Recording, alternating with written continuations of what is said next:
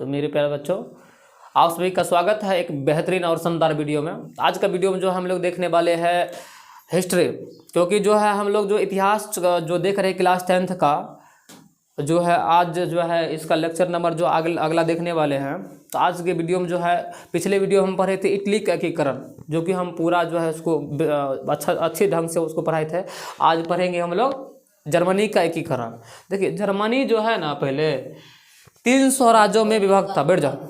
Germany जो था पहले 300 राज्यों में क्या था, अलग अलग था। देखो, जर्मनी पहले बहुत ही बड़ा देश था, लेकिन जर्मनी के अंदर जो था ना एकता था, एकता नहीं था। सब अपना अपना जो है ना अलग अलग राजा बना के रखता था। मतलब जैसे अपन भारत देश है, तो भारत देश है, भारत में कितना राज्य है?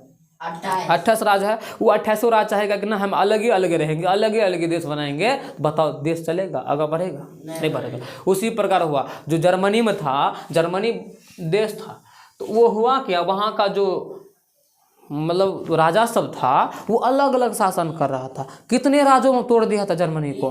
300 राज्यों में अलग अलग 300 अलग अलग राज्यों में तोड़ दिया था, जिसके कारण यहाँ पे जो है ना बहुत दिक्कत होता था। वहाँ पे यही थोड़ा बहुत यहाँ समझाया गया। जो यूरोप महादेश है, यहाँ पे देखो अपना भारत है जो कि एशिया महादेश में आता है, और जो रूस है ये आ जाता है इधर। उसके बाद ये जो यूरोप महादेश में कौन कौन आता है? जर्मनी, फ्रांस, स्पेन, इटली, ये सब कौन महादेश में आता है? यूरोप महादेश में आता है। हाँ, जर्मनी, फ्रांस, स्पेन, इटली कौन महादेश में? डेनमार्क भी यूरोप महादेश में ही आता है। थोड़ा इंग्लैंड सब उधर हट जाता है। ये उत्तरी अमेरिका है, ये दक्षिणी अमेरिका है। समझ रहे? ये उत्तरी अमेरिका, ये दक्षिणी अमेरिका है। तो हम लोग जो पढ़ने वाले हैं, यूरोप में पढ़ने वाले हैं। किसके बारे में? जर्मनी के बारे में है। यूरोप महादेश में ही पढ़े थे फ्रांस की क्रांति, यूरोप महादेश में ही पढ़े थे इटली का एकीकरण, और यूरोप महादेश में ही पढ़ेंगे किसके बारे में? हम लोग जर्मनी के एकीकरण के बारे में पढ़ने वाले हैं। तो हम लोग इटली जो था ये जूता आकार का, ये हम लोग इसका एकीकरण देख लिए ना। अब देखेंगे हम किसके बारे में? जर्मनी के एकीकरण के बारे में देखने वाले हैं। तो देखो, जर्मनी का, ये जर्मनी है, ये क्या है? ये जर्मनी जो तुम देख रहा है ना, ये फिगर है जर्मनी का। पहले बहुत ही मतलब इसके बहुत ही भागों में इसको बांट दिया, 300 राज्यों में इसको जो है ना बांट दिया गया था। जो कि फ्रांस के शासक नेपोलियन बोनापार्ट ने जर्मन राइन संघ का क्या किया था? स्थापना किया। जर्मनी में जर्मन राइन राज्य का जो है स्थापना कौन किया है? और नेपोलियन बोनापार्ट कहाँ का रहने वाला है? फ्रांस का। ये फ्रांस का शासक था, ये नेपोलियन बोनापार्ट है। ये 1815 में मृत्यु हो गया था इसका। लेकिन ये जो था ना, तब तक में हम तुमको बोले थे, जब इधर जो है युद्ध हो रहा था, तो उधर जो था फ्रांस और जर्मनी के बीच में क्या हो रहा था? युद्ध हो रहा था। और यहाँ पर फ्रांस के जो शासक थे नेपोलियन बोनापार्ट, ये जर्मनी में जो है जर्मन राज्य का संघ का क्या किया था? स्थापना किया था।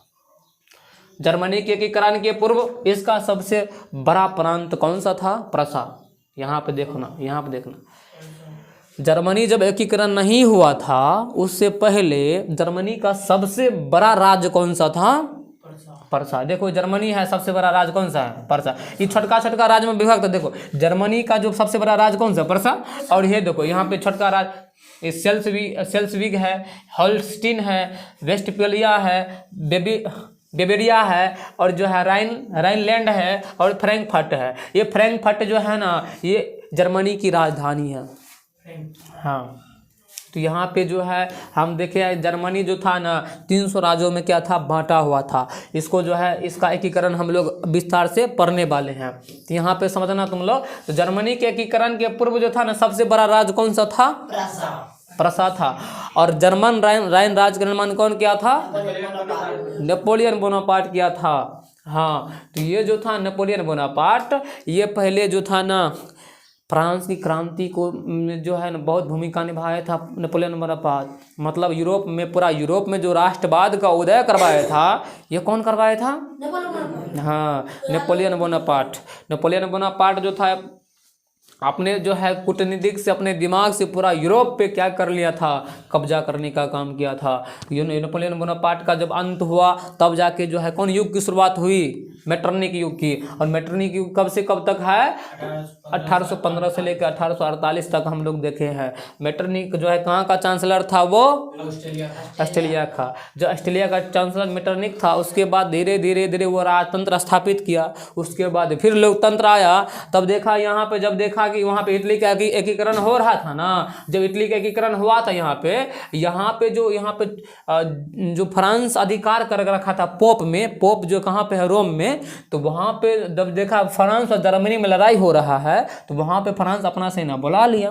बुलाने के बाद इटली जो है पूरी तरह क्या हो गया, एकीकरण हो गया। उधर जर्मनी और फ्रांस के बीच में लड़ाई हो रहा है, और क्यों हो रहा है उसके बारे में हम पढ़ने वाले हैं। तो अभी तुम देखा है, तो देखो मेटरनिक द्वारा जब नेपोलियन बोनापार्ट के शासन का अंत किया गया, नेपोलियन बोनापार्ट के शासन का अंत कौन किया, मेटरनिक द्वारा। तब वह पर्सा के शासक को अपने प्रांत में फिर से राजतंत्र स्थापित करने को कहा था। तो ये मेटरनिक क्या चाहता था, ये इसका जो सोच था ना, मतलब रूढ़िवादी सोच था। मेटरनिक का कैसा सोच था, रूढ़िवादी। रूढ़िवादी का मतलब क्या होता है, पुराना सोच। रूढ़िवादी का मतलब क्या होता है, बहुत पुराना आदमी। वो चाहता था ये लोकतंत्र यार अच्छा नहीं है, क्या फिर से आना चाहिए, राजतंत्र आना चाहिए। जिसके लिए मेटरनिक जो है किसको कहा, ये जो शासक था प्रसा का, बोला फिर से वहां पे क्या कीजिए आप, राजतंत्र लाइए। इधर जर्मनी के सेल्सविक और होल्स्टीन क्षेत्र पर डेनमार्क ने क्या कर लिया, देखो बगल में, देखो ये जर्मनी है ना, जर्मनी। ये जर्मनी के बगल में कौन देश है, डेनमार्क। जब देखा कि इधर दोनों जो डेनमार्क नाम है देश का, डेनमार्क है। तो यहाँ पे जब देखा कि उधर जो है बीजी है, इधर जो है क्या किया, ये जो डेनमार्क है, जर्मनी के दो शहर जो है सेल्सविक और होल्स्टीन पर क्या कर लिया, ये अधिकार कर लिया, कब्जा कर लिया। जब कब्जा कर लिया ना, तो यहाँ पे जो देख सकता है, जब डेनमार्क जो है सेल्सविक और होल्स्टीन पर जो है कब्जा कर लिया था, तो पर्सा का राजा कौन था, विलियम प्रथम। विलियम प्रथम जो था ना, अपना चांसलर किसको बनाया था, बिस्मार्क को। और ये बिस्मार्क जो लौ और रक्त की नीति अपनाया था, ये बिस्मार्क जो है क्या अपनाया था, लौ और रक्त की नीति अपनाया था। क्यों, क्योंकि देखा था कि ये जो है ना डेनमार्क जो अधिकार कर लिया यहाँ पे, और देखा कि तो पूरा जो है एकदम लगता है कि सब, फ्रांस भी जो है इधर अधिकार कर लिया था यहाँ पे, ये क्या है, सेंट्रलियन लैंड पर अधिकार कर लिया था। जिसके कारण जो था कि विलियम प्रथम जो है ना, किसको चांसलर बनाया, बिस्मार्क को जब चांसलर बनाया। बिस्मार्क कहा ऐसे होने वाला नहीं है, ऐसे तो सब कब्जा कर लेगा। बोला अब अपनाएंगे क्या, लौ और रक्त की नीति। लौ और रक्त की नीति मतलब बोला कि जो लोहा है ना उसको पिजा के रखो, क्या करो, एकदम पिजा के रखो, एकदम जो हमला करना है, अब रुकना नहीं है, सबको खदेड़ देंगे। ये बिस्मार्क कहता था, इसका सोच था। तो हुआ क्या, तो जो फ्रांस था ये यहाँ तक कब्जा कर लिया था, ये यहाँ तक कब्जा कर लिया। और जब बिस्मार्क आगे आया ना, ये सब जो है इसको खदेड़ के मारा फ्रांस को, मतलब घर घुस के मारा। और जो है बिस्मार्क जो है यहाँ पे जो फ्रैंकफर्ट है, तब फ्रैंकफर्ट की संधि करवाया इसे। बोला क्या तुम यहाँ तक ने लिया है, हम तुम्हारा क्षेत्र यहाँ तक ले लेते हैं। यहाँ तक ले लिया बिस्मार्क, खदेड़ दिया था। और कौन सी संधि क्या था, फ्रांस और प्रसा के बीच में फ्रैंकफर्ट की संधि हुआ था। फ्रांस और प्रसा के बीच में कौन संधि हुआ था, फ्रैंकफर्ट की संधि हुआ था 1871 में। कब हुआ था, 1871 में जो है ना, फ्रांस और प्रसा के बीच में जो है फ्रैंकफर्ट की संधि हुआ था। देखो 1834 में जो है व्यापारियों को जो एक संथा था, जिसका नाम क्या था, जेलवेरिन नामक संथा। व्यापारी सब रहता था, पहले व्यापार करता था, समझा नहीं, व्यापारी का कोई हक नहीं था। देखो यहाँ पर अगर कोई भी देश का आदमी आएगा व्यापार करने के लिए यहाँ पे जर्मनी में, तो बताओ कैसे आएगा, क्योंकि यहाँ पे 300 राज्यों में विभक्त है जर्मनी। अगर यहाँ से फ्रांस से निकलेगा कोई व्यापारी, कहेगा कि नहीं हम यहाँ पर जाएंगे क्या करने के लिए, व्यापार करने के लिए, कोई चीज़ खरीदने के लिए, बेचने के लिए, तो होगा क्या, यहाँ पे अगर इधर से निकलेगा सिर्फ किसको यहाँ पर टैक्स देगा, फ्रांस को, कोई दिक्कत नहीं है। लेकिन अगर यहाँ जाएगा इसको टैक्स देना पड़ेगा, यहाँ जाएगा इसको टैक्स देगा, यहाँ जाएगा इसको, बताओ टैक्स कितना देगा, दिक्कत ना है, तो बहुत दिक्कत है। तो मतलब कि यहाँ व्यापारियों को इतना दिक्कत हो रहा था। जेलवेरिन किसका संथा है, कब बना था, 1834 बना था। दिक्कत हुआ तब ना बना था व्यापार करने में। देखो यहाँ पर, पर्सा के शासक फ्रेडरिक विलियम रूढ़िवादी प्रवृत्ति के व्यक्ति था। मतलब कि पुराना सोच वाला व्यक्ति। रूढ़िवादी मतलब की है पुराना सोच वाला। कभी जो है राजा रही हो का, ये जो शासक विलियम प्रथम कि रूढ़िवादी रही है कि रही रूढ़िवादी मतलब समझे छे, पुराना सोच वाला रूढ़िवादी प्रवृत्ति का व्यक्ति था ये। वह किसी भी प्रकार का जो है बदलाव चाहता था नहीं। परसा में बोलता था कोई बदलाव नहीं चाहिए, ऐसा ही सही है। पुराना सोच वाला आदमी था। तो फ्रेडरिक विलियम की मृत्यु के बाद जो है उसके भाई विलियम प्रथम पर्सा का शासक बना। पर्सा का शासक बना। तो विलियम प्रथम ने अपना चांसलर किसको बनाया? हाँ देखो, पर्सा जो था सबसे बड़ा राज है जर्मनी का। तुमको पूछेगा सबसे बड़ा राज जर्मनी का कौन सा है? पर्सा है। और पर्सा का जो शासक था ना उधर था फ्रेडरिक विलियम था। क्या था? Frederick William. लेकिन उसका भाई आया कौन? विलियम प्रथम। जब उसका भाई विलियम प्रथम आया तो विलियम प्रथम ने किसको चांसलर बनाया? बिस्मार्क को चांसलर बनाया। जब बिस्मार्क को चांसलर बनाए ना तो बिस्मार्क जो है ना ये राजतंत्र नहीं, ये कहता था संवैधानिक राजतंत्र मतलब कि यहाँ पर समर्थक था। ये बोलता था ये राजतंत्र, ये जो निरंकुश राजतंत्र है इसके समर्थक हम नहीं है। ये हम किसके राजतंत्र का समर्थक है? संवैधानिक मतलब राजतंत्र हो लेकिन किससे चलता हो, ऐसा व्यक्ति था। कौन? बिस्मार्क। अच्छा, राजतंत्र का देखो, एक होता है निरंकुश राजतंत्र, एक होता है संवैधानिक राजतंत्र। निरंकुश राजतंत्र किसे कहते हैं? जिसमें मनमानी करता राजा अपना, उसे निरंकुश राजतंत्र कहते हैं। संवैधानिक जिसमें संविधान से चलता है राजा, उसे संवैधानिक राजतंत्र कहते हैं। देखो बिस्मार्क, ये जो बिस्मार्क था जो लोह और जो रक्त की नीति अपनाया था बिस्मार्क, वो किसके विचार से प्रभावित था? देखो हेगेल जो था ना ये बहुत मतलब कि जर्मन का चिंतक था। ये मतलब कि अब चिंतक मतलब किताब लिखता था, ऐसा किताब लिखता था, ऐसा प्रचार देता था, लोग सब उससे देख के पढ़ के उसे मतलब कि क्या आता था उसको, मतलब कि आग जलने लगता था कि हम तुरंत ही हम जो हमला कर देंगे, ऐसे लिखता था ये। मतलब हेगेल ऐसे लिखता था, लगता था कि आप जो है ना बिस्मार्क चाहता था कि ऐसा ही आदमी चाहिए हमको। बिस्मार्क लोह और रक्त की नीति जो अपनाए ना इसके ही विचार से अपनाया था वो। मतलब कि जर्मन के चिंतक था, इसके विचार से ये क्या था, काफी प्रभावित था। हेगेल कहता था, देखो इसका कहना था हेगेल कहता था व्यक्ति से भी ऊपर कौन है? राष्ट्र। बिस्मार्क भी यही कहता था।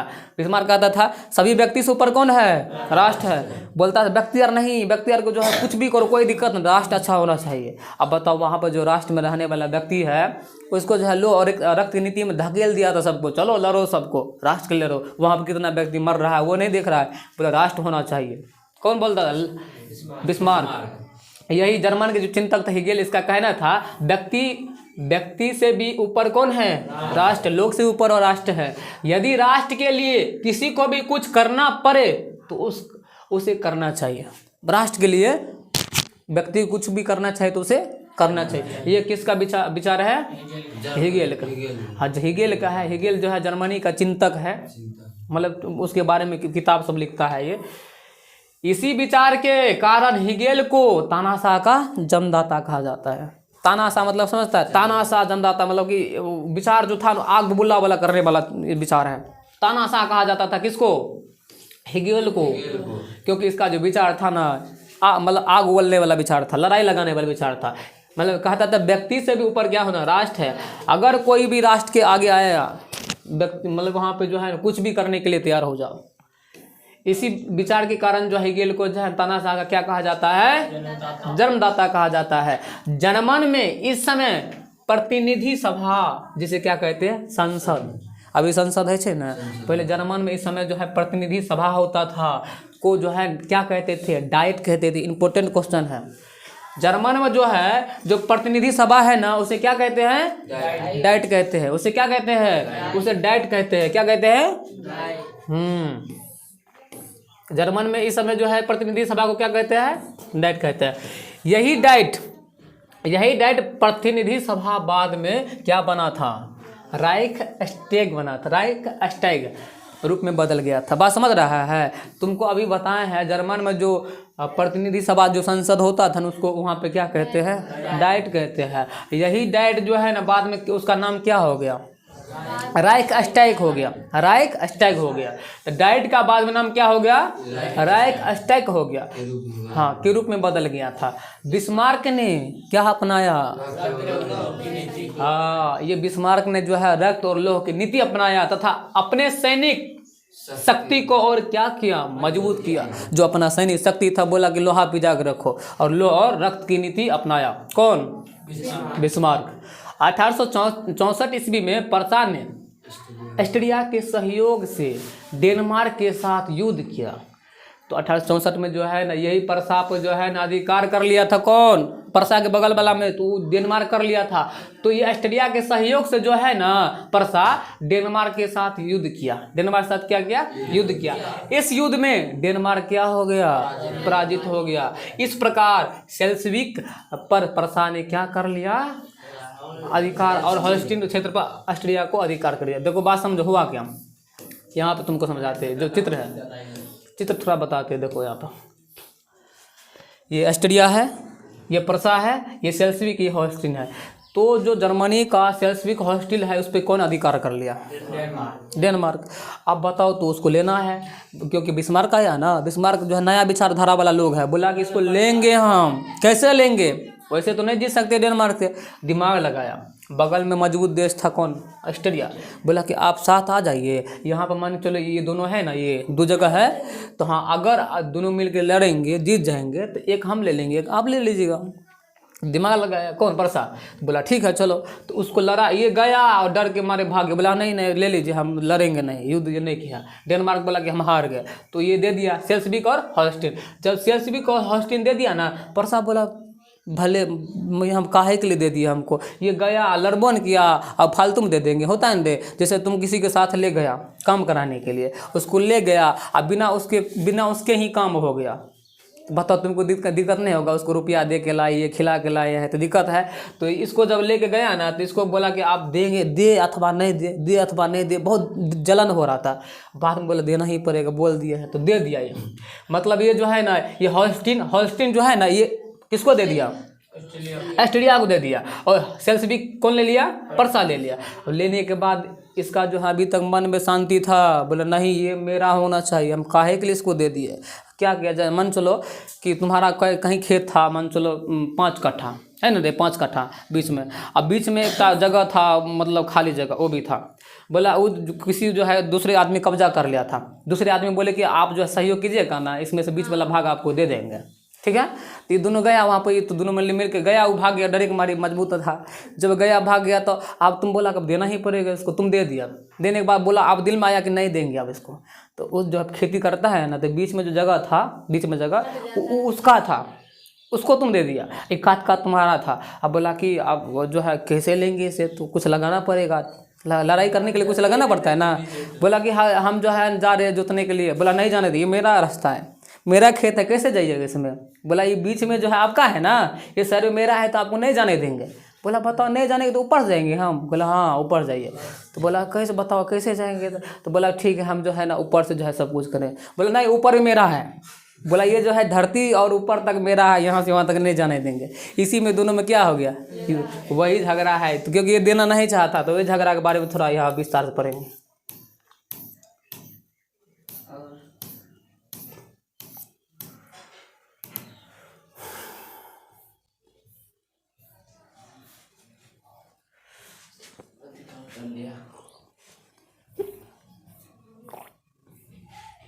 ये कटिंग हो जाएगा।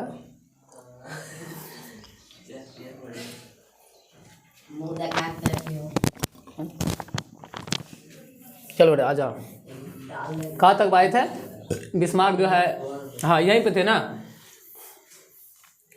यहाँ पे थे। तो यहाँ पे तुमको बोले कि 1864 में जो है युद्ध हो गया था, किसके किसके बीच में, तो पर्सा और डेनमार्क के बीच में। और पर्सा का सहयोग कौन किया था? ऑस्ट्रिया किया। और ऑस्ट्रिया के सहयोग से जो है ना होल्स्टीन, और जो है ना ये कौन सा क्षेत्र उसको मिल गया, सेल्सविक। सेल्सविक जो है कौन ले लिया था? पर्सा ले लिया था। होल्स्टीन किसको दे दिया था? अब बाद में फिर देखो न क्या हुआ है यहाँ पे। तो बिस्मार्क कहाँ का रहने वाला था? पर्सा का चांसलर था बिस्मार्क, ठीक है। तो बिस्मार्क ने होल्स्टीन क्षेत्र में जर्मन भावना को भड़काकर होल्स्टीन में रह रहे ऑस्ट्रिया सैनिक को सेल्सविक क्षेत्र में अब आने से प्रतिबंध लगा दिया। बात समझो, कहानी वही वाला जो खिस्सा बताए थे, एग्जाम्पल बताए थे, वो खिस्सा था। अब यहाँ समझाएंगे उसके बारे में। तुमको एग्जाम्पल जो बताए थे वही खिस्सा पे है ये। तो बिस्मार्क क्या किया, बोला कि ये क्षेत्र हम देना चाहते हैं, उसको नहीं देना चाहते हैं। बोला लेंगे कैसे, बोला लेंगे कैसे, आप समझो। तो जो जगह था ये जो कौन सा हॉल्स्टीन ने दिया था, हॉल्स्टीन उसको दिया था। तो बोला हॉल्स्टीन में बताओ, पहले परसा का ही था ना ये हॉल्स्टीन, ये जो तुम देखा हॉल्स्टीन हो गया, और ये तुम जो देखा था ना अभी हॉल्स्टीन हो गया, सेल्सबिक हो गया, ये किसका क्षेत्र था पहले वाला? परसा है कता ही यहाँ परसा का ही था ना रे, हाँ परसा का था, यहाँ समझ।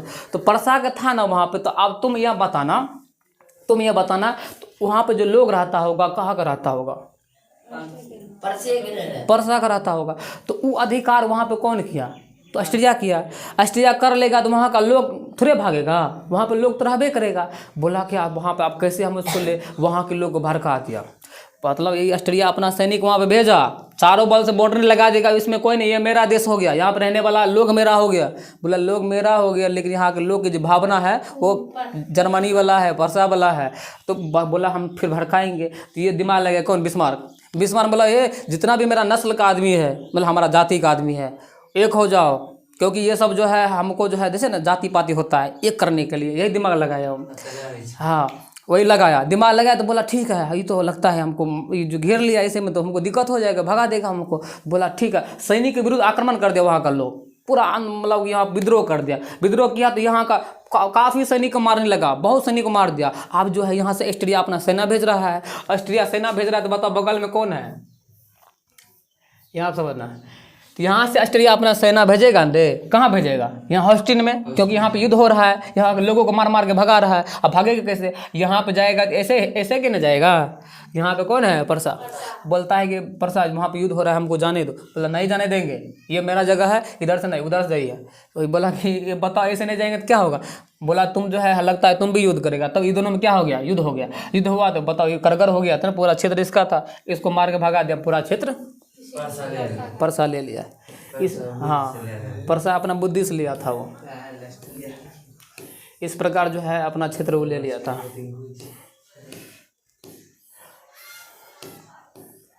दिमाग लगा ना। इसी प्रकार हॉस्टिन और जो है ना सेल्सिबिक अपना अधिकार परसा जो है कर ले। लेकिन वहाँ पर परसा का मतलब राजा था, शासक था, तब हुआ। बिस्मार्क, अगर बिस्मार्क नहीं होता तो ऐसा होता नहीं। बिस्मार्क अपना दिमाग लगा के ऐसा किया, बिस्मार्क लगाया। तो यहाँ पे देखो इस कारण से 1866 ईस्वी में परसा और ऑस्ट्रिया के बीच क्या हो गया? युद्ध हो गया। वो युद्ध जो बोले थे दोनों में युद्ध हुआ ना, वो युद्ध को किस नाम से जानते हैं हम लोग? सेडवा के युद्ध से। सेडवा जगह है वहाँ पे जो युद्ध हुआ था ना, उसको किस युद्ध के नाम से? सेडवा का युद्ध। कब हुआ था? 1866 में। 1866 में जो है सेडोवा का क्या हो गया था? युद्ध हो गया। किसके किसके बीच में? परसा और ऑस्ट्रिया के बीच में हो गया था। इस युद्ध में ऑस्ट्रिया की क्या हो गई? हार हो गई। इस प्रकार हॉस्टिन और हॉस्टिन पर जो है किसका अधिकार हो गया? परसा का अधिकार हो गया। इधर स्पेन में युवराज बनने के मुद्दे को लेकर फ्रांस जर्मन के वंशीय परंपरा से स्पेन में युवराज बनते आ रहे लोगों पर प्रतिबंध लगा दिया। अर्थात फ्रांस नहीं चाहता था कि स्पेन का युवराज राजा जर्मन के कोई शासक बने। इस प्रकार फ्रांस और परसा के सेना 1870 ईस्वी को आपस में युद्ध प्रारंभ कर दिए, जिसे सेडौन का युद्ध कहा जाता है। देखो सेडवा का युद्ध हुआ था किसके बीच में? बोलेगा सेडवा का युद्ध हुआ था 1866 में, वो परसा और ऑस्ट्रिया के बीच में। लेकिन फिर युद्ध होगा, यहाँ पर आ जाओ फिर समझाते हैं। यहाँ पे देख लो बगल में कौन देश है? इसको तो टपका दिया, मतलब लड़के अलग कर दिया। अब बचा कौन? फ्रांस। ये फ्रांस जो है ना खूब उड़ रहा था। ये फ्रांस जो था कहता था, देखो यहाँ पे थोड़ा समझाते हैं कहानी। ये जो है परसा है, परसा का राजा कौन था? शासक कौन था? बिस्मार्क था ना। अब यहाँ पे जो था ना, यहाँ पे एक जगह था, कोई जगह था, उस जगह पे जो था इसके वंश, परसा का जो राजा होता था, इसका वंश के ही शासन यहाँ पे होता था। फ्रांस के बगल में जो देश होता था, ठीक है, यहाँ पे होता था सब, मतलब बहुत दिनों से होता था। लेकिन फ्रांस देखा क्या कि जो है, देखा कि इधरों से घेर लिया हमको और इधरों से घेरने वाला है, ऐसे तो हमको टपका देगा। ये तो बहुत बड़ा शक्ति बन रहा है अभी। कौन? ये फ्रांस बोला, मैंने फ्रांस समझा। हाँ, यहाँ पे तो परसा बोला कि रे यहाँ पे, वहाँ पे शासक जो था ना इसका वंश का, वो मर गया था, मतलब कि कुछ हो गया तो मर गया था। मरने के बाद बताओ नया शासक बनेगा ना। बोला कि ठीक है, यहाँ से नया शासक यहाँ पे भेज रहे हैं। फ्रांस बोला खबरदार यहाँ पर नहीं भेज सकता है, बोला इधर से अब कोई नहीं जा सकता है, ये मेरा क्षेत्र है, बगल में मेरा क्षेत्र है, यहाँ पे किसी वंश का अधिकार नहीं, मेरा अधिकार है। बोला ये बहुत पहले से यहाँ पे मेरा अधिकार है, तुम कैसे बोल रहे हैं कि तुम्हारा अधिकार है? तो प्रासा बोला देखो ऐसा मत करो, नहीं तो जो है बहुत बुरा होगा। बोला बुरा करने के लिए हम भी तैयार हैं। तो फ्रांस और प्रसा के बीच में जो है युद्ध हो गया। और कौन सा युद्ध? सेटडाउन की युद्ध। वो हुआ था सेडबाग युद्ध। प्रसा और ऑस्ट्रिया के बीच में सेडबाग युद्ध हुआ था 1866 में। लेकिन ये फ्रांस और प्रसा के बीच में जो युद्ध हुआ था सेटडाउन का, कब हुआ था? 1870 में। बिल्कुल सही, 1870 में। तो सेटडाउन फ्रांस और प्रसा के बीच में कब युद्ध हुआ था? 1870 में हुआ था। समझा ना? 4 साल बाद युद्ध हो गया था। जब ये दोनों के बीच में युद्ध हुआ, समझा था? जब ये दोनों के बीच में युद्ध हुआ ना, तो कौन हारेगा बताओ? हाँ बताओ। बोलेगा ये बड़ा है, ये छोटा है, इसीलिए नहीं। ये जो है ये भी बड़ा हो गया था, ये पूरा भाग ये इसका हो गया था। तो परसा यहाँ से यहाँ तक हो गया था ना। आप परसा इसके बीच में फ्रांस के बीच में युद्ध हुआ, काफी मजबूत हो चुका था परसा। आप दोनों के बीच में, समझा? सीधा बैठो, सीधा बैठो। चला बताओ रे, दूध यार नहीं खाता है रे? हैं? पूरा जो दवाल में लग गया ऐसे करके, अब वो दवा हैं? अच्छा तू नींद क्या मारी छे? खन के की प्रॉब्लम छो? रात में नहीं सुते छे? रात में नहीं सुते छे? ना रात में नहीं सुते छे? है सुनिए बतबै छो, ये लल्हा रात को भी सोता है, 6-7 बजे उठता है ये सुबह में। अभी देखो सवेरे सोते छे। देखिए तुमको बता इतना नहीं सोना चाहिए, हम बताए तो 5 से 6 घंटा ज़्यादा सोएगा तो देखो बीमारी होता है। हम तुमको बताते जो ज़्यादा सोता है ना उसको बीमारी होता है। हाँ जो देखो, हाँ 4 से 5-6 घंटा ज़्यादा सो, उससे ज़्यादा मत सो। और तुमको बताते तुम गाय का दूध है ना तुम्हारे पास, तुम क्या देना पीता है 1 गिलास का? सुनो चुप चुप थोड़ा मेरे लला मारा लला तो कहली अरे क्या देना तू दूध पिए छे?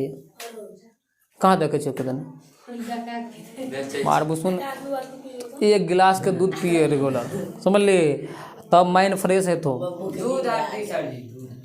देखिए सबसे पहले देखिए शरीर अच्छा रहती तो माइंड भी अच्छा रहते ना। तो बिल्कुल सही बोलता है लला, कितना भी दवाई लिए है, दूध हल्दी से हमारा सर्दी को जुकाम सही हुआ है। नहीं हुआ तो तुम खाली दूध पियो। चलो चलो चुप चुप हला बंद, नींद नहीं मारिए आप। देखिए छोड़ दी ना वो सही बात। तो की समझ लियो रहता है, समझ गया? तो कभी हाँ तो परसा और फ्रांस के बीच में युद्ध हो गया और कौन जीता इसमें? तो परसा जीत गया सेटडाउन के युद्ध में से 1870 में हुआ था ये। और युद्ध हुआ ना तो बोला हाँ परसा इसमें भी होता। यहाँ पे आप फ्रांस को बोला आप तुम आ जाओ, बोला कि आप जो है हमको माफ़ कर दीजिए, हमसे गलती हो गया, ये हो गया। फ्रांस बोल रहा था कल आओ ना पहले इधर। उसको बुलाया यहाँ पे फ्रैंकफर्ट में, बोले यहाँ पे पहले संधि करो। क्या बोला? कौन संधि? बोले ये वाला क्षेत्र तुम्हारा है? हाँ हमारा है। ये वाला दे दो, ये वाला क्षेत्र दे दो। ये वाला क्षेत्र ले लिया, बता इसका भी क्षेत्र ये ले लिया। बोला कि अभी ज़्यादा मत बोला, जो बोल रहे हो वैसा वैसा करना। हाँ तो प्रसाद जो इसका भाग ले लिया। तो यहाँ पर फ्रैंकफर्ट की संधि हुआ था। तो फ्रांस और प्रसाद के बीच में कौन संधि हुआ था और कब हुआ था? 1871 में। 1871 में। तो कोई दिक्कत नहीं है, समझ ले। तो परसा और फ्रांस के बीच युद्ध हुआ था, उसका संधि कहाँ पर हुआ था? फ्रैंकफर्ट में। कब हुआ था? 1871 में। कब हुआ था? उसके बाद आगे हम लोग पढ़ने वाले हैं। देखो तो देखो कैसा कौन आया तब ऐसा हो रहा है। बिस्मार्क। अगर बिस्मार्क नहीं आता तो ऐसा होता। बिस्मार्क जैसा सोचो। चल सेटडाउन युद्ध भा गए कब भले? 1870 में। किसके बीच हुआ था? हाँ। और जो है सुनो सेडबाग युद्ध किसके बीच हुआ था? कब हुआ था वो? 66 में। हाँ यह युद्ध के 1 वर्ष तक युद्ध चलता रहा। 1 वर्ष तक चले ना तब ना हुआ था रे। हाँ यह युद्ध 1 वर्ष तक चलता रहा, परंतु 10 मई 1871 को फ्रांस के सभी सैनिक को कहाँ बुलाया गया? फ्रैंकफर्ट में। प्रसा के सेना द्वारा चारों तरफ से घेर लिया गया। फ्रांस के सेना हथियार फेंक दिए। इस प्रकार 10 मई 1871 को फ्रैंकफर्ट की क्या हुई? संधि। संधि के तहत एक यूरोपीय शक्ति का अंत हुआ। देखो पहला यूरोप में सबसे बड़ा शक्ति जो अभी कौन है? अमेरिका। पहले यूरोप में सबसे बड़ा शक्ति कौन था? फ्रांस। लेकिन जब फ्रांस को हरा दिया तो अब बता कौन शक्ति बनेगा? प्रसा। तो एक जो है एक यूरोपीय शक्ति का अंत हुआ और दूसरे यूरोपीय शक्ति का जर्मनी का उदय हुआ। बताओ इस प्रकार जर्मनी का उदय हुआ। जर्मनी ने फ्रांस के लोराइन क्षेत्र पर भी क्या कर लिया? बताओ फ्रांस का जो लोराइन क्षेत्र है वहां पे भी जर्मनी अधिकार कर लिया। और 1871 ईस्वी के बाद जर्मनी देश का मुख्य केंद्र कौन बना? बर्लिन। तो 1871 के संधि होने के बाद जो इसका मुख्य केंद्र बना जर्मनी का वो कहाँ बना? बर्लिन बना, बर्लिन। और डाइट जो संसद होता है उसे डाइट कहते थे ना वहाँ पे जर्मनी में। डाइट जो पहले प्रतिनिधि सभा थी अब उसके स्थान पर क्या बनाया गया? राइक्सटैग बनाया गया। क्या बनाया गया? तो जर्मनी में डाइट के स्थान पर क्या बनाया गया? राइक्सटैग बनाया गया। जर्मनी अपना शक्ति पावर बढ़ाने के लिए पुनः ऑस्ट्रिया और इटली के साथ क्या कर लिया? गुट बना लिया, जिसे क्या कहते हैं? त्रिगुट कहते हैं। यहाँ पर समझना, हम तुमको बताए थे ये कौन है? इटली है। और ये कौन है? जर्मनी। ये कौन है? ऑस्ट्रिया। ये कौन है? फ्रांस। तो जर्मनी, हाँ ये जर्मनी में परसा बड़ा राज था, वही ना बताए थे। हाँ तब ना, पहले अलग अलग राज था, बाद में ना मिला है जर्मनी, एकीकरण हुआ तब ना रे। यहाँ पहले समझना, तो जर्मनी बोला कि आप शक्ति बन ही गए हैं तो और बड़ा शक्ति बनेंगे, महाशक्ति बनेंगे, अपनी पावर को बढ़ाएंगे और अपनी पावर को और बढ़ाएंगे। इसके लिए बगल में इसका दोस्त सब था, ऑस्ट्रिया जिसको मारा था पहले, बोला बगल वाला दोस्त ना होता काहे कि जितना भी मारे। और ऑस्ट्रिया हो गया था, इटली हो गया था, बोला सब जो है दोस्त दोस्त मिल जाओ, सब त्रिगुट बना लिया। मतलब नहीं, उसको फ्रांस को छोड़ दिया क्योंकि उड़ रहा था, बोल रहा कि हम पहले वाला था पावर वाला, बोला ना पहले ना था अब हम हैं। तो इस प्रकार वो अलग था। तो यहाँ पर जर्मनी और ऑस्ट्रिया और इटली ये तीनों क्या हो गए? त्रिगुट बन गए। तीनों त्रिगुट बन गए, तीनों मिल गया। मिलने के बाद यहाँ पे बोला क्या? फ्रांस बोला बताओ ये तीनों मिल के लगता है हमको मारेगा। समझा? ये फ्रांस समझा कि त्रिगुट बना लिया, तीनों मिल के बने मारेगा हमको। अब बोला कि ये बताओ, ये भी दिमाग लगेगा ना कुछ। बोले अकेला तो हमको यहाँ पे चटनी बना खा जाएगा। इसके लिए जो है फ्रांस जो है बोला रे इंग्लैंड क्या देख रहा है, यहाँ पे देखो हमको जो है यहाँ पे जो है ये जो है तीनों मिल के मार रहा है, तो हम लोग भी क्या बनाओ, हम लोग भी जो है बनाते हैं, सब दोस्त बनते हैं, दोस्त बनते हैं। तो फ्रांस इंग्लैंड भी जो है एक हो गया। अब फ्रांस इंग्लैंड जब एक हुआ तो बगल में यहाँ पे जो था, यहाँ पे रूस था। यहाँ पे कौन था? रूस था। रूस बोला देखो ठीक है, इससे हमको भी लड़ाई हुआ, तीनों मिलकर दोस्त बनते हैं। तो इंग्लैंड फ्रांस वो भी क्या हो गए? दोस्तों। तो इसे देखो ये जो है इसे कहते हैं त्रिगुट, त्रिकूट कहते हैं। हाँ इसे धुरी राष्ट्र भी कहते हैं। इसे क्या कहते हैं? ये बगल में है तो देखो धुरी टाइप ना है, गाड़ी में धुरी रहता है ना, ऐसे करके धुरी टाइप का ना है ये। तो कहेंगे ये तीनों, हाँ ये तीनों जो है कौन सा? धुरी राष्ट्र है। लेकिन यही तीनों कौन सा था? मित्र राष्ट्र था। तुमको पूछेगा मित्र राष्ट्र में कौन कौन देश आता है? फ्रांस, इंग्लैंड, रूस। फ्रांस, इंग्लैंड और रूस आता है। और जो है और धुरी राष्ट्र में जर्मनी, ऑस्ट्रिया और इटली। हाँ वही नम्मा में पढ़ाए थे ना, अभी याद करो नम्मा में। जब नम्मा में बताए थे तुमको कि यही धुरी राष्ट्र मित्र राष्ट्र में प्रथम विश्व युद्ध हुआ था, याद है? 1914 से 18 तक चला था। हैं यही धुरी राष्ट्र मित्र राष्ट्र में युद्ध हुआ था, जो कि आगे हम थोड़ा बताएंगे इसके बारे में हम। तो ये जो धुरी राष्ट्र था कौन कौन? इटली, ऑस्ट्रिया और जर्मनी। और वो जो फ्रांस, इंग्लैंड और रूस कौन था? मित्र राष्ट्र था। और त्रिगुट किसे कहते हैं? ये धुरी राष्ट्र को त्रिगुट कहा जाता है। आ जाओ आगे। इधर फ्रांस, इंग्लैंड और रूस के साथ दोस्ती करके अपना शक्ति और मजबूत किया। बोला तुम कर रहा था हम भी करेंगे, ये भी मजबूत किया। तो फ्रांस, इंग्लैंड तथा रूस को मित्र राष्ट्र कहा गया। फ्रांस, इंग्लैंड, रूस को क्या कहा गया? जर्मनी, ऑस्ट्रिया, इटली क्या कहा गया? धुरी राष्ट्र कहा गया। इन धुरी राष्ट्रों और मित्र राष्ट्रों के बीच आगे चलकर क्या हो गया? 2 विश्व युद्ध हुआ। एगो प्रथम, द्वितीय। प्रथम चला था 1918 से लेके 1914 से लेकर 1918 तक, और दूसरा चला था 1939 से लेकर 1942 तक चला था। अरे ये नहीं है, यहाँ तो तुमको बताते हैं ना। तो ये धुरी राष्ट्र और मित्र राष्ट्र में आगे चलकर क्या हो गया था? विश्व युद्ध हो गया था। विश्व युद्ध हो गया, बहुत दिनों से लड़ाई हो रहा था इसके बीच में, इसके कारण विश्व युद्ध हो गया। मतलब इतना देखो इसके बारे में समझाते थे। ये जो धुरी राष्ट्र था, मित्र राष्ट्र था, ये कब लड़ाई हो जाता इसका कोई ठिकाना नहीं, क्योंकि सब जो है ना 80% अपना पूरा जो आय का जितना भी आय होता देश में उसका 80% जो है किस पे खर्चा करता था, सैनिक पे। काफ़ी बोलता था जब युद्ध हो जाए लड़ने के लिए तैयार है, काफ़ी खर्चा करता था ये, मतलब दोनों धुरी राष्ट्र और मित्र राष्ट्र। तो यहाँ पे 1907 ईस्वी से लेकर 1914 तक, 1907 से लेकर 1914 तक के बीच पूरे यूरोप में इन सभी धुरी राष्ट्र और मित्र राष्ट्रों के बीच युद्ध की ज्वाला भड़क रही थी। और अंततः 1914 ईस्वी में क्या हो गया, हम बताए थे, ये जो है 1907 से लेकर 1914 तक 7 सालों तक इसमें मतलब वहाँ पे सुलग रहा था, आग सुलग रहा था कब लग जाए, और लग गया कब, प्रथम विश्व युद्ध 1914 में भड़क गया, आग लग गया। आग लगा तो बुझने वाला 4 साल तक चला। क्या साल? 4 साल, 1918 तक चला। तब उसके बाद जो है वहाँ पे जो है आगे जो है हम लोग देखो, हाँ यहाँ पे जो है, यहाँ पे अभी देखे हैं प्रथम विश्व युद्ध जो हुआ था ना, धुरी राष्ट्र और मित्र राष्ट्रों के बीच में हुआ था, जो कि प्रथम विश्व युद्ध कब से कब तक चला था, 1914 से लेकर 1918। देखो यहाँ पे जो था ना धुरी राष्ट्र जीत जाता। इसमें कौन साथ आया था, फ्रांस और रूस, और कौन था उधर से मित्र राष्ट्र में, इंग्लैंड था। हाँ मित्र राष्ट्र में ये रूस, देखो रूस जो आया था ना, इधर से जर्मनी पावर वाला था ना रे, पावर तो बने गया था ना। और इधर से कौन कौन था, इटली भी था, इधर से ऑस्ट्रिया भी था, लेकिन जर्मनी बहुत पावरफुल था। जब रूस आया ना, खदेड़ खदेड़ को मारा, बहुत सैनिकों को मार दिया। जब सेना मरा ना तो बहुत दुख हुआ, वो बोला कि माफ़ कर दीजिए, हम इस जो है इसमें नहीं भाग लेंगे, प्रथम विश्व युद्ध से अलग हो गया। तुमको पूछेगा प्रथम विश्व युद्ध से कौन देश अलग हो गया था, रूस अलग हो गया था। रूस प्रथम विश्व युद्ध से अलग हो गया था, बोला कि अब हम नहीं लड़ेंगे, हमारे घर की स्थिति बहुत खराब हो गया है। मतलब सब महिला सब जो है ना, जब मरे सब महिला सब रो रही थी, बोला कि अब हम लड़ने वाला नहीं है। मतलब कि मित्र राष्ट्र से वो अलग हो गया। अलग होने के बाद तब हुआ क्या, यहाँ पे जितने वाला था कौन, जर्मनी।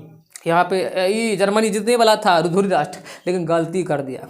एगो क्या गलती किया, अमेरिका पावरफुल देश है पहले से ही, लेकिन हुआ क्या, ये जो है धुरी राष्ट्र जो जर्मनी है, जो इंग्लैंड का जो भी नौ अरसा जाता है उसको टपका देता था। नदी से जाता था उधर से, जैसे हमारा देश बगल में नदी है तो उन्हें टपका देंगे, तो टपका देता था ना उसका नौ को जर्मनी। हुआ कि अमेरिका वाला वही इंग्लैंड का क्या था, नौ था, पनडुब्बी नौ था इंग्लैंड का, लेकिन बैठा कहाँ का आदमी था, अमेरिका का आदमी बैठा था। अमेरिका उसको फ़ोन करके बताया, रे वहाँ पे मेरा आदमी है उसमें बैठा हुआ, इंग्लैंड का नहीं, उसको मत मारना। लेकिन बोला नहीं, ये देख रहे हैं ये गाड़ी किसका है, इंग्लैंड का है, इसको टपकाएंगे, और टपका दिया।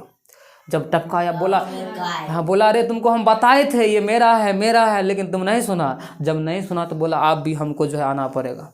और जब तब आ गया तो किस में, मित्र राष्ट्र में। अब मित्र राष्ट्र में आया तो जो जितने वाला था ये धुरी राष्ट्र, उसको पलट दिया। जब आया ना, अंधाधुन मारा किसको, जर्मनी सबको। अब मारने लगा तो ऑस्ट्रिया बगल होने लगा, बाप रे बाप बहुत मार रहा, बगल हो गया ये सब ऑस्ट्रिया। और जो था ना ये जो ऑस्ट्रिया था और इटली से सब अलग हो गया। और तब बचा जर्मनी को मतलब घुटना टेक दिया, उसको घुटना टेक दिया, इतना मारा था उसको। और उसको जितना भी क्षेत्र था उसका, कोयला वाला क्षेत्र सब था, वो बोला कि सब क्षेत्र मेन दे दो, फ्रांस को दो शासन करने के लिए, पूरा क्षेत्र इसका ले जाओ, कोयला सब जो है इसका ले गया आराम से बेचने के लिए। इस प्रकार प्रथम विश्व युद्ध हुआ था। उसको बहुत विस्तार से हम लोग पढ़ेंगे, जो कि 9th में है, हम पढ़ाएंगे उसके बारे में। अभी शॉर्टकट में थोड़ा बताए हैं उसके बारे में। चलो डिवीजन तुमको पूछते हैं, बताना। जर्मनी पहले जो था ना कितने राज्यों में बटा हुआ था, 300 राज्यों में बटा हुआ था। वो बटा, हाँ उसको जो है ना। और जर्मनी के एकीकरण से पहले जो है सबसे बड़ा राज्य कौन सा था जर्मनी में, परसा था। और परसा के, अच्छा बताना तुम लोग, जर्मन राइन राज्य का निर्माण कौन किया, नेपोलियन बोनापार्ट किया। और जो है यहाँ पे मेटरनी का सोच कैसा था, रूढ़िवादी, मतलब रूढ़िवादी था। और तुम लोग बताना जो है जब यहाँ पे नेपोलियन बोनापार्ट के शासन का अंत हुआ ना, तब वहाँ पर परसा के शासक जो था उसको क्या बोला मेटरनिक, बोला कि राजतंत्र स्थापित कीजिए। हाँ यहाँ पे जो है फिर बताना तुम लोग जो है ना, ये जो जर्मनी जो है सेल्सविक और हॉल्स्टीन जो क्षेत्र है, जर्मनी का क्षेत्र है ना सेल्सविक हॉल्स्टीन, इस पे कौन अधिकार कर लिया था, डेनमार्क अधिकार कर लिया था। यहाँ पे डेनमार्क अधिकार कर लिया था ना। और बताना पहले डेनमार्क जो अधिकार कर लिया था, पहले शासक कौन था यहाँ परसा का, पहले विलियम प्रथम था। पहले तो सबसे पहले जो था ना, यहाँ पर राजा था फ्रेडरिक विलियम था, समझा ना। लेकिन जब यहाँ पे उसका जो फ्रेडरिक विलियम का अंत हुआ तो विलियम प्रथम बना। अब विलियम प्रथम जो है किसको चांसलर बनाया था? बिस्मार्क को। अब बिस्मार्क जो आया ना तब यहाँ पे तो पूरा खेले बदल के रख दिया था। और बताना ये जो है जालवेरिन किसका संस्था है? व्यापारियों का। कब बना था ये? 1834 में बना था। अब बताना ये जो है ना फ्रेडरिक विलियम कैसा सोच वाला आदमी था? रूढ़िवादी आदमी था, पुराना सोच वाला आदमी था। तब जो है तब यहाँ ये सोचता था कि कोई बदलाव नहीं चाहता था। लेकिन ये जब इसका मृत्यु हुआ तब यहाँ का शासक कौन बना? विलियम प्रथम बना। विलियम प्रथम किसको चांसलर बनाया? प्रसा का? बिस्मार्क को बनाया। बिस्मार्क कैसा सोच वाला आदमी था? किसका समर्थन करता था वो? संवैधानिक राजतंत्र का समझ। और बताना बिस्मार्क किससे प्रभावित था? बिस्मार्क हेगेल से बहुत प्रभावित था। हेगेल कहाँ के रहने वाले था? जर्मनी का चिंतक था। हेगेल का क्या कहना था? व्यक्ति से भी ऊपर कौन है? राष्ट्र है। व्यक्ति से ऊपर भी कौन है? बोले यदि राष्ट्र के लिए कुछ करना पड़े कर लो, बोले कुछ भी करना पड़े ना उसे करना चाहिए। इसी विचार के करने से क्या कहा जाता है? तानाशाह के जन्मदाता कहा जाता है, इसी विचार से उसको। अच्छा बताना जो जर्मनी में जो प्रतिनिधि सभा जिसे संसद कहते हैं उसको जर्मनी में क्या कहते हैं? डाइट कहते हैं। डाइट के नाम बदल के क्या कर दिया है? राइखस्टाग कर दिया है। और रक्त और लोह की नीति कौन अपनाया था? बिस्मार्क। और अपना सैनिक शक्ति को भी मजबूत किया था ये। और बताना प्रसा और ऑस्ट्रिया के बीच में जो है ना, देखो प्रसा और जो है डेनमार्क का युद्ध हुआ था, दोनों के बीच में सेडवा का युद्ध हुआ था। कब हुआ था? 1864 में हुआ था। 1864 में हुआ था। और बताना इसमें सहयोग कौन दिया था? प्रसा को। प्रसा को ऑस्ट्रिया ने सहयोग दिया था। और बाद में प्रसा को ही ऑस्ट्रिया जो है ना, ऑस्ट्रिया को क्या दिया था प्रसा? तो बताएंगे ऑस्ट्रिया को जो है ना ये क्या दिया? होल्स्टीन दिया था, होल्स्टीन। लेकिन वो कौन लिया था? वो सेल्सविक लिया था। बाद में बोला कि नहीं वो भी ले लेंगे हम, जिसके कारण बिस्मार्क ने जो होल्स्टीन वाला क्षेत्र था ना वो जर्मन, वहाँ पे जर्मन का लोग को अपने भावना को भड़काया, बोला वहाँ से उसको भगाने का काम करो, और भगाया। और फिर वहाँ का जो क्षेत्र था, कौन क्षेत्र? जो होल्स्टीन था, फिर किसके कब्जा में आ गया? प्रसा के कब्जा में आ गया। उसके बाद 1866 में जो है ना युद्ध हुआ, सेडवा का युद्ध। यहाँ पे सेडवा का युद्ध था। हाँ, तो 1866 में सेडवा का युद्ध किसके बीच में हुआ था? प्रसा और ऑस्ट्रिया के बीच में हुआ था। और इस युद्ध में किसका विजय हुआ था? प्रसा का विजय हुआ था, लेकिन ऑस्ट्रिया हार गया था। और फिर जो है होल्स्टीन पे किसका अधिकार हो गया था? प्रसा का। बताना अगला जो है यहाँ इधर जो है स्पेन का राजा उधर मर गया था, जो बताए थे फ्रांस के बगल में स्पेन था ना, स्पेन में राजा मर गया था तब प्रसा भेजा था। तो प्रसा उसका वंश था, उसका ही वंश का राजा बनता था ना, उसका युवराज मर गया। तो मुद्दा जो है लेकर जो है जो परंपरा चलता था कि जर्मन का जो वंश है वहीं पर वो राजा बनेगा। लेकिन जर्मन के जो शासक था, जो चांसलर था बिस्मार्क था, वो भेजा, बोला कि अब जो युवराज को भेज रहे हैं वहाँ बनेगा। लेकिन यहाँ पर रोक दिया कौन? फ्रांस नहीं चाहता था कि स्पेन का युवराज वहाँ पे शासक बने, जिसके कारण दोनों में जो है ना एकदम जो तनातनी की स्थिति हो गई। तब उसके बाद सेडोन का युद्ध हुआ दोनों के बीच में। कब हुआ था? 1870 में जो है ना सेडोन का युद्ध हुआ था। किसके बीच में? प्रसा और फ्रांस के बीच में हुआ था। और क्या वर्ष तक चला था युद्ध? ये 1 वर्ष चला, 1 वर्ष चला था। और तब जाके यहाँ पे जो है दोनों के बीच में जो है फ्रैंकफर्ट में क्या हुआ? संधि हुआ। कब हुआ था? 10 मई 1871 में हुआ था, क्योंकि चारों बल से इसके सेना घेर लिया तो वहीं पे ना।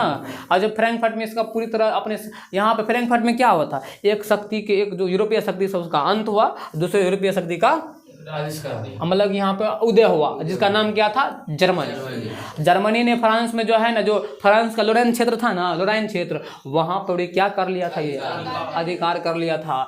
और ये जो 1871 के बाद जर्मनी के यहाँ 1878 के बाद जो है ना अपना जो जर्मनी अपना जो मुख्य केंद्र बनाया, किसको बनाया? बर्लिन को बनाया, बर्लिन को।